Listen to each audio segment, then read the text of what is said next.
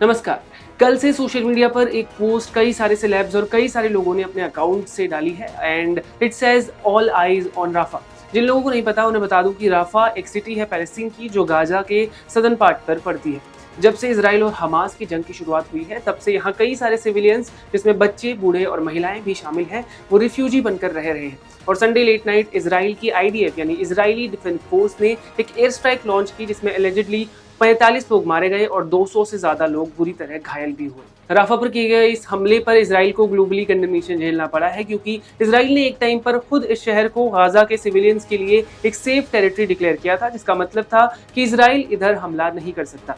और इस सिटी में यूएन के अकॉर्डिंग 60 लाख बच्चे भी रह रहे थे। अटैक के बारे में बात करते हुए आईडीएफ यानी इजरायली डिफेंस फोर्स का कहना था कि हमने हमास के कई सारे मिसाइल्स को इंटरसेप्ट किया था, जिसके बाद हमने ये एक्शन लिया जिसमें हमास के 2 लोग भी मारे गए हैं।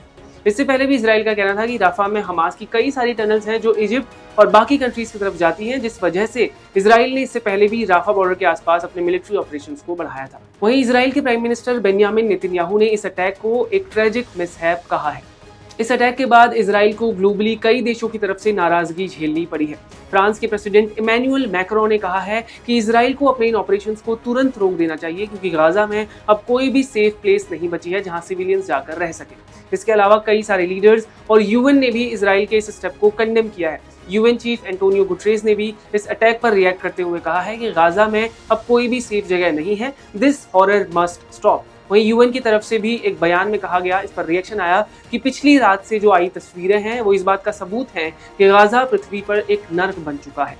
इंडिया में भी इस अटैक को लेकर आउटरीच देखने को मिला, जहां कई सारे सेलेब्स जैसे वरुण धवन, माधुरी दीक्षित, सामंथा प्रभु, दलकर सलमान, राधिका आप्टे, विजय वर्मा, ऋतिका शर्मा, स्वरा भास्कर और कई और लोगों ने सोशल मीडिया पर एक स्टोरी पोस्ट की थी जिसमें लिखा गया था ऑल आईज ऑन राफा।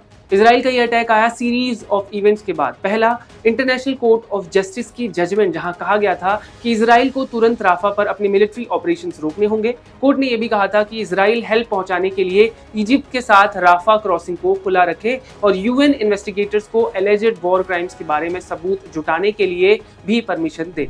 दूसरा, नॉर्वे, स्पेन और आयरलैंड का पैलेस्टीन को एक स्टेट रिकॉग्नाइज करना। कई सारे ग्लोबल लीडर्स की नाराजगी इस अटैक का एक कारण बन गई। मीनवाइल कल यानी मंगलवार को नॉर्वे, स्पेन और आयरलैंड ने पैलेस्टीन को ऑफिशियली एक स्टेट रिकॉग्नाइज कर दिया है और आयरिश पार्लियामेंट के बाहर तो कल पैलेस्टीन का झंडा भी फहराया गया था। मीडिया रिपोर्ट्स की माने तो अभी भी इसराइल ने अपने ऑपरेशंस को पूरी तरह से बंद नहीं किया है। इस खबर से जुड़ी जो भी अपडेट होगी आपके पास हम लेकर आएंगे। बने रहें क्लिक इंडिया के साथ। धन्यवाद।